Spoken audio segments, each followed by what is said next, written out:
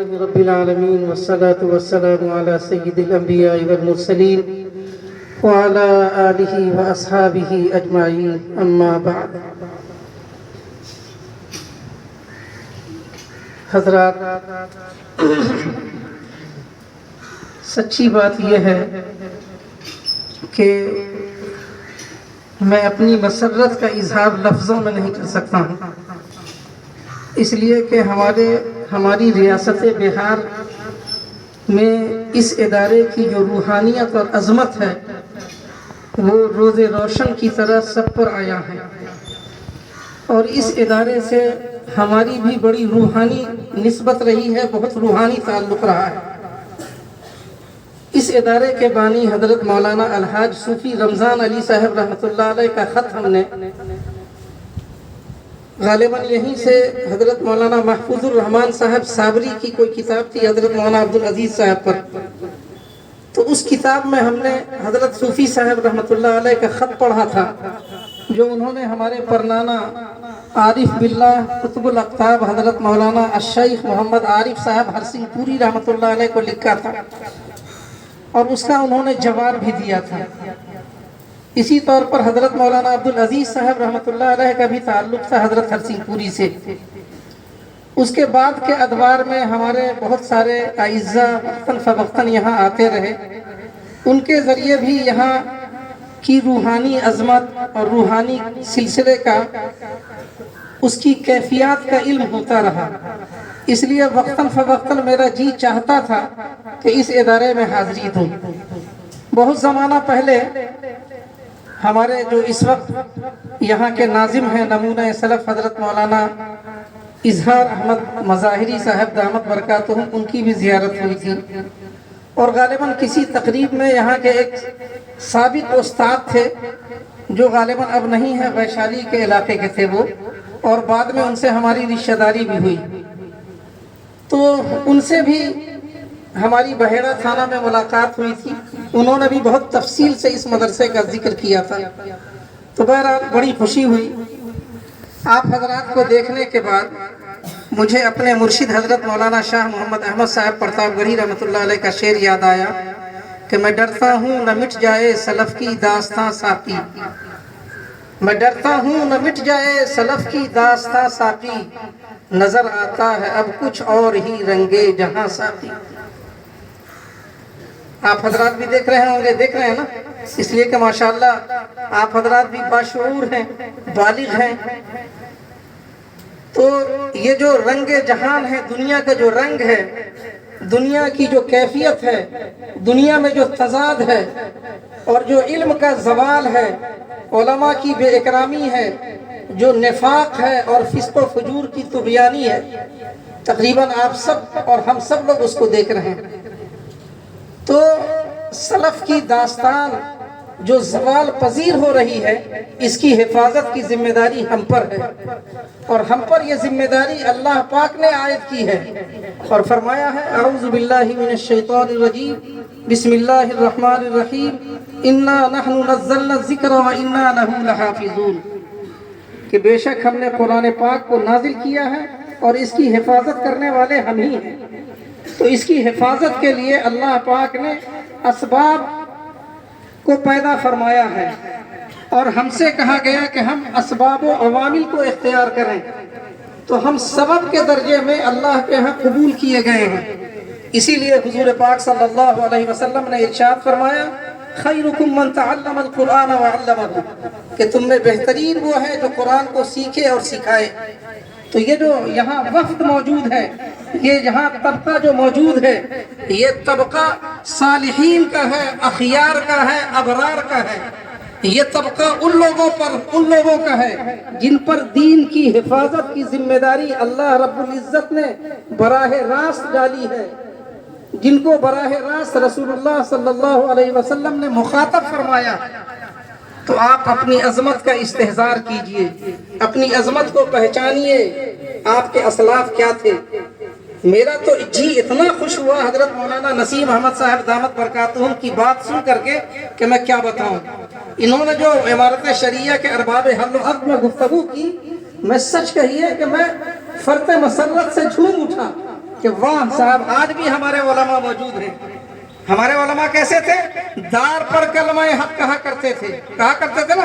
حضرت شیخ الاسلام مولانا حسین احمد مدنی رحمۃ اللہ علیہ نے انگریزوں کے سامنے کراچی کے جیل میں کہا تھا کہ ہاں میں حسین احمد مدنی ہوں جس نے کل یہ بات کہی تھی کہ انگریزوں کی ملازمت کرنی حرام ہے، اور آج بھی تمہارے سامنے کہہ رہا ہوں کہ تمہاری ملازمت کرنی حرام ہے. تو اسی مولانا حسین احمد مدنی رحمۃ اللہ علیہ کے جانشینیوں میں اس مدرسے کے ناظم تعلیمات حضرت مولانا نسیم صاحب ہیں کہ انہوں نے عمارت شریعہ میں جو پچھلے دنوں میں گڑبڑی ہوئی تھی، جو کوتاہی اور غلطی ہوئی تھی، برسرے عام اس کا ذکر انہوں نے کیا نا بھائی، سنا نا آپ لوگوں نے. تو علماء کو ایسا ہی ہونا چاہیے، علماء کو ایسا ہی ہونا چاہیے. علماء کس کی قیادت قبول کریں گے؟ علماء کی، قرآن و سنت کے علمبردار کی، قرآن و سنت کو نافذ کرنے والوں کی. آج باطل قوتیں بھیس بدل کے ہمارے سامنے آ رہی ہیں. باطل قوتیں وہ انہوں نے لباس چینج کر دیا ہے، افکار انہوں نے چینج کر دیا ہے. شکیل بن حنیف کون تھا؟ حضرت جی کے ساتھ رہا ہوا تھا، اور جو حضرت جی تھے جناب سیدنا محمد رسول اللہ صلی اللہ علیہ وسلم کے پاس ابو جہل بھی بیٹھتا تھا نا، ابو لہب بھی بیٹھتا تھا. تو صرف صحبت بھی کافی نہیں ہے، صرف کتاب کا مطالعہ بھی کافی نہیں ہے. آپ نے سید ابو الاعلیٰ مودودی صاحب کا نام سنا ہوگا. علماء کی صحبت ان کو ملی تھی، اور ان سے حضرت مولانا علی میاں ندوی علیہ الرحمہ بھی بڑے متاثر تھے. حضرت مولانا منظور نعمانی صاحب رحمۃ اللہ علیہ بھی بڑے متاثر تھے. یہ لوگ ماضی قریب میں تداور علماء میں شمار کیے جاتے تھے، مفکر اسلام تھے، لیکن ان کو وہ کتاب لکھنی پڑی کہ مولانا مودودی سے میری رفاقت اور اس کی سرگزشت. انہوں نے تردید کیا تو معلوم یہ ہوا کہ آج بھی اگر بے کتاب پڑھے ہوئے علماء ربانیین کی صحبت اختیار کیے بغیر، تزکیہ نفس کے بغیر کوئی آدمی ہماری صف میں ہمارے لباس میں گھس کر کے آئے گا تو اس کو قبول نہیں کیا جائے گا. ہمارے حضرت فرماتے تھے نہ جب تک تزکیہ ہو نفس کا خطرہ ہی خطرہ ہے، نہ جب تک تزکیہ ہو نفس کا خطرہ ہی خطرہ ہے، رہیں گے عمر بھر گھیرے ہوئے افکار شیطانی. تزکیہ ضروری ہے، اس لیے کہ رسول اللہ صلی اللہ علیہ وسلم کے فرائض میں کتاب و حکمت کی تعلیم کے ساتھ کیا ہے؟ تزکیہ بھی ہے. تو جامعیت ہونی چاہیے، علم میں کاملیت ہونی چاہیے، اور ہر زمانے میں مقتدی علماء رہے ہیں، ورنہ قیامت آ جائے گی. قیامت تو ویسے بہت قریب ہے، لیکن اگر ہم نے کسی انجینئر کی، کسی بی اے پاس کی، کسی ایم اے فل کرنے والے کی، کسی بی ایڈ کی، کسی ایم ایڈ کی، اگر ہم نے وہ کرتا پیجامہ میں ہے، شرعی پیجامہ پہنتا ہے، شرعی داڑھی رکھے ہوا ہے، اگر ہم نے قبول کر لیا تو یہ دین خطرے میں پڑ جائے گا. حضرت مولانا اشرف علی تھانوی علیہ الرحمہ نے بیان القرآن میں یہ بات لکھی ہے، اور جس کی تطبیق ابھی موجودہ تبلیغی جماعت پر ہے کہ جو لوگ تبلیغی جماعت میں نکلتے ہیں اور وہ وعظ و نصیحت کرتے ہیں، ان کے لیے وعظ و نصیحت کا کرنا ناجائز ہے، اور سامعین کے لیے ان کا واز سننا ناجائز ہے. یہ حضرت تھانوی علیہ الرحمہ نے یہ بات لکھی ہے. اور فتاوی رحیمیہ میں فقیہ النفس حضرت مولانا مفتی عبد الرحیم صاحب لاجپوری رحمۃ اللہ علیہ نے بہت تفصیل کے ساتھ یہ بات لکھی ہے. اسی طور پر اصول تبلیغ میں حضرت مولانا شاہ مسیح اللہ خان صاحب رحمۃ اللہ علیہ جلال آبادی، جو حضرت تھانوی کے اجل خلفاء میں تھے، انہوں نے ایک کتاب لکھی ہے اصول تبلیغ. اس میں انہوں نے یہ بات لکھی ہے کہ اگر کسی کا پیر موجود ہو، کسی کا مرشد ہو، تو تبلیغی جماعت میں اس کی اجازت کے بغیر بھی نہ جائے. دین کو کتنا محفوظ کیا ہے ان حضرات نے کہ بالکل بے غبار کر دیا ہے، کوئی جھول نہیں رکھا ہے. تو اس لیے ہم لوگوں کے اندر بھی کوئی جھول نہیں ہونا چاہیے، اور کسی جھول کو، کمزوری کو قبول نہیں کرنا چاہیے. کسی کا بیٹا ہو، کسی کا پوتا ہو، مثلا میں ہوں، ہمارا ایک سلسلہ نسب ہے، سب لوگ جانتے ہیں، ہمارے دادیال سے بھی، ہمارے نانیال سے بھی بڑے بڑے علامہ وقت گزرے، عرفاء کاملین گزرے، علماء ربانیین گزرے. لیکن اگر ہمارا قدم راہ سنت پر نہیں ہوگا، شریعت کے مطابق ہماری زندگی نہیں ہوگی، تو آپ کے لیے اتباع کرنا جائز نہیں، بالکل جائز نہیں ہے. اس بنیاد پر نہیں کہ میں فلاں کا بیٹا ہوں، فلاں کا بیٹا ہوں. حضرت ابراہیم کس کے بیٹے تھے؟ لیکن اللہ پاک نے ان کو منتخب کیا. اور حضرت نوح کے بیٹوں کو دیکھ لیجئے، بہت سارے انبیاء کرام ہیں، ان کے بیٹوں کو دیکھ لیجئے اللہ نے قبول نہیں کیا. تو یہ صرف اللہ کا فضل ہے. ذالک فضل اللہ یؤتیہ من یشاء. علم پر کسی خاندان کی اجارہ داری نہیں ہے. یہ علم تو اللہ کا عطیہ ہے، وہ کسی کو بھی نواز سکتا ہے. یہ زہد تقویٰ اللہ کا فضل ہے، کسی کو بھی نواز سکتا ہے. کوئی چرواہا بھی ولایت تک پہنچ سکتا ہے بھائی، کوئی عالم دین نہیں پہنچ سکتا ہے. تو اس لیے آپ اپنی قدر کیجئے، اپنی شناخت کو مت کھوئیے. اور یہ محمد الرسول اللہ صلی اللہ علیہ وسلم کا دین آپ کے ہاتھوں میں امانت ہے. آپ مداہنت کو اختیار مت کیجئے، بالکل مداہنت کو چھوڑ دیجئے. اس وقت سے یہ طے کر لیجئے کہ میں رسول اللہ صلی اللہ علیہ وسلم کے علوم کو اس لیے حاصل کر رہا ہوں کہ جس طور پر آپ نے جانفشانی کے ساتھ، آپ کے صحابہ نے جانفشانی کے ساتھ، دیانت کے ساتھ اس امانت کو اقصائے عالم تک پہنچایا ہے، زمین کے چپے چپے تک پہنچایا ہے، جس میں کوئی کھوٹ نہیں ہے، کوئی جھول نہیں ہے، کوئی شک نہیں ہے، اسی طور پر اس دین کو ہم پوری دنیا میں ہر کچے پکے گھر تک پہنچائیں گے. اور سانس کے آخری لمحے تک ہم محمد الرسول اللہ صلی اللہ علیہ وسلم کے اس دین کی حفاظت کریں گے. ہم فتنے کو پہچانیں گے کہ فتنہ کس راستے سے آ رہا ہے.